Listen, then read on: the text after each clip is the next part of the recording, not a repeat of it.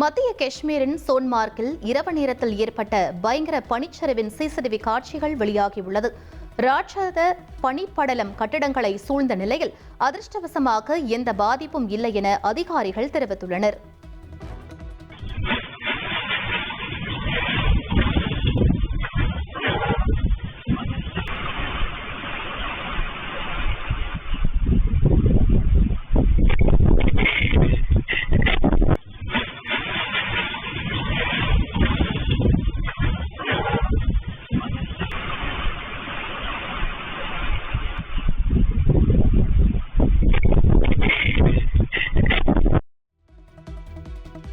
யுக்ரைனின் Kyiv நிலப்பரப்பை கைப்பற்றும் நோக்குடன் ரஷ்யா நடத்திய ட்ரோன் தாக்குதலில் ஒடேசாவில் 3 பேர் கொல்லப்பட்டனர். சமாதான பேச்சுவார்த்தை நடைபெற்று வரும் நிலையில் 50 ட்ரோன்களை ஏவி ரஷ்யா தாக்குதல் நடத்தியிருப்பதாக யுக்ரைன் அதிபர் ஜெலன்ஸ்கி குற்றம் சாட்டியுள்ளார்.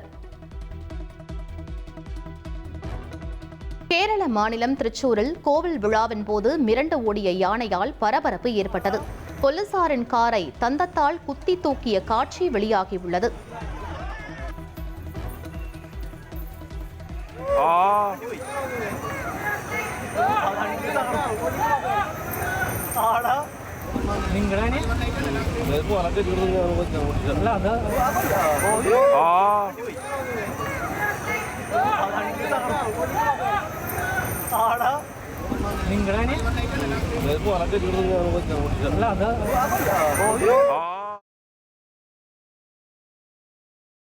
திருச்செந்தூர் சுப்பிரமணிய சுவாமி கோயிலில் பிப்ரவரி 1ஆம் தேதி நடைபெறவுள்ள தைப்பூச திருவிழாவில் பாதுகாப்பு ஏற்பாடுகள் மற்றும் முன்னெச்சரிக்கை நடவடிக்கைகள் தொடர்பாக அரசுத்துறை அதிகாரிகளுடன் வருவாய் கோட்டாட்சியர் கௌதம் ஆலோசனை நடத்தினார். கோயிலுக்கு வரும் பக்தர்களுக்கு குடிநீர் தட்டுப்பாடின்றி கிடைக்கவும், கூடுதல் பேருந்துகள் இயக்கவும், ஆம்புலன்ஸ் வாகனம், தீயணைப்பு வாகனம் மற்றும் மீட்பு படகுகளை தயார் நிலையில் நிறுத்தி வைக்கவும் திட்டமிடப்பட்டுள்ளது.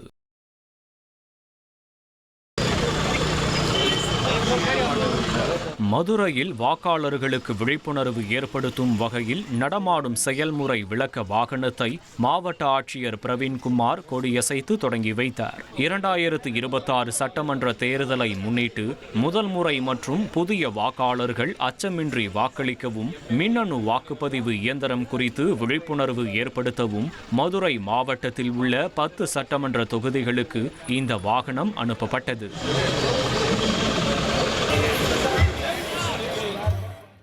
ஹிமாச்சல பிரதேச மாநிலத்தில் நிலவும் பனிப்பொழிவால் வெண்பனி போர்வை போர்த்தியதை போல காட்சியளிக்கும் மணாலி. ரம்மியமான சூழலை ரசிக்க மணாலியை நோக்கி சுற்றுலா பயணிகள் படையெடுத்து வருகின்றனர். உத்தரகாண்ட் மாநிலம் சாமோலி மாவட்டத்தில் கடந்த 24 மணி நேரமாக புதிய பனிப்பொழிவு ஏற்பட்டுள்ளது. பனிச்சரிவு ஏற்படும் அபாயம் இருப்பதால் சுற்றுலா பயணிகள் உயரமான பகுதிகளுக்கு செல்ல வேண்டாம் என மாநில பேரிடர் மேலாண்மை ஆணையம் அறிவுறுத்தியுள்ளது.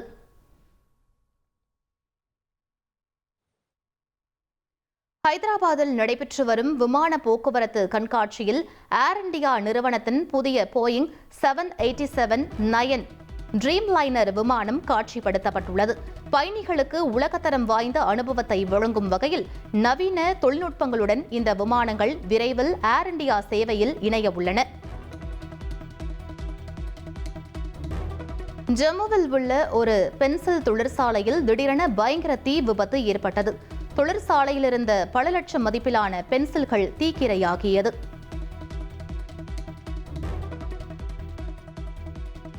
இந்தோனேஷியாவின் மேற்கு ஜாவா மாகாணம் சிசாருவா பகுதியில் ஏற்பட்ட நிலச்சரிவில் உயிரிழந்தோர் எண்ணிக்கை 34ஆக உயர்ந்துள்ளது. மேலும் பலர் இன்னும் மண்ணுக்குள் சிக்கியிருக்கலாம் என அதிகாரிகள் தெரிவித்துள்ளனர். 300ற்கும் மேற்பட்ட மீட்பு பணியாளர்கள் சம்பவ இடத்தில் குவிக்கப்பட்டுள்ளனர். மேற்கு ஜாவா அவசர சேவைகள், ராணுவம், காவல்துறை உள்ளிட்ட அமைப்புகள் இணைந்து தீவிர தேடுதல் பணியில் ஈடுபட்டுள்ளன. உயிரிழந்தவர்களின் உறவினர்களும் உள்ளூர் தன்னார்வலர்களும் மீட்பு பணியில் பங்கேற்றுள்ளனர். ஸ்பெயினின் லான்சரோட் கடலில் 3 நாட்களுக்கு முன்பு தவறி விழுந்து மாயமான அமெரிக்கர் ஒருவரின் உடலை மீட்புக் குழுவினர் மீட்டனர். அமெரிக்கர்கள் 4 பேர் படகில் சென்றபோது மோசமான வானிலை ஏற்பட்டு படகு கவிழ்ந்து கடலில் விழுந்துள்ளனர்.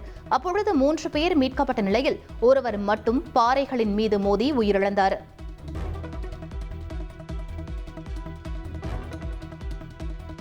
அர்ஜென்டினாவின் பட்டகோனியா பகுதியில் ஏற்பட்ட காட்டுத்தீயால் 30,000 ஹெக்டேருக்கு மேற்பட்ட அடர்ந்த காடுகள் தீக்கிரையாகியுள்ளன.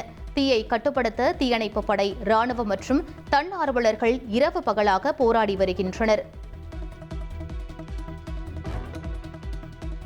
ருமானியாவில் நிகழ்ந்த சாலை விபத்தில் கிரேக்க நாட்டைச் சேர்ந்த 7 பேர் உயிரிழந்தனர்.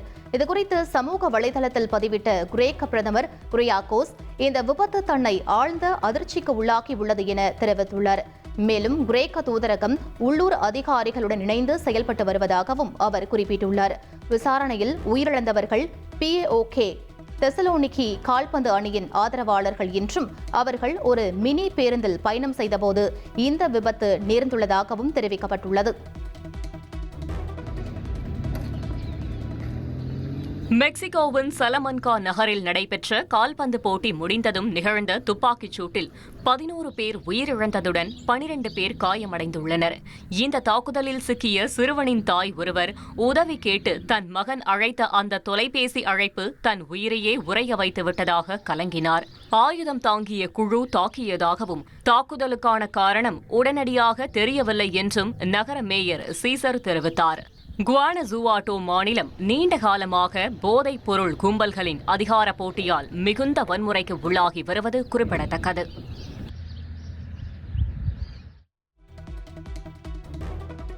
இந்தியாவில் நடைபெறும் T20 உலகக்கோப்பை கிரிக்கெட் தொடரில் பங்கேற்பது குறித்து நாளை மறுநாள் தெரிவிப்போம் என பாகிஸ்தான் கிரிக்கெட் வாரியம் கூறியுள்ளது. பாகிஸ்தான் பிரதமருடன் அந்நாட்டின் கிரிக்கெட் வாரிய தலைவர் இதனை தெரிவித்துள்ளார்.